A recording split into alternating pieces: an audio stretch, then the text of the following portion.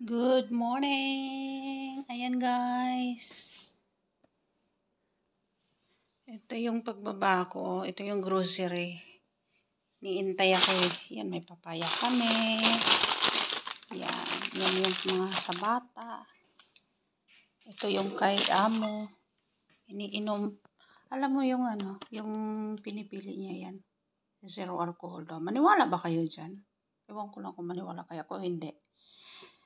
Bala na. Tapos ito salad. Diba? So, marami siya. Kaya tingnan mo naman ang kalat, guys.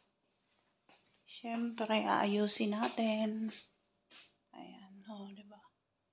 Ito yung tomato. Ito yung fruits ko. Ito yung hugasan ko. Ito yung life namin sa ibang bansa. Hindi madali. Pero alam mo nyo, guys, nakabili ako ng malunggay.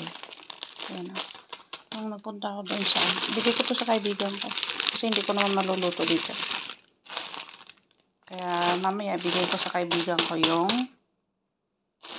malunggay. Sasabihin ko sa kanya para magluto kami. Pupunta ako sa kanila. Tapos, ito yung coffee ko, guys.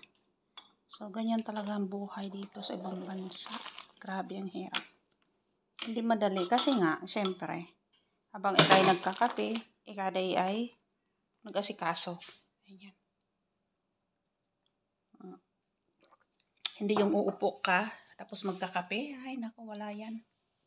Wala yan dito sa ibang bansa. Kaya, ito yung buhay namin. So, ayan na guys. Bye-bye na. Kasi, madami pa akong gagawin, no? Ayan, gagawin ko pa. Kabababa ko lang kasi. Ayan. So, good morning everyone. Ayan.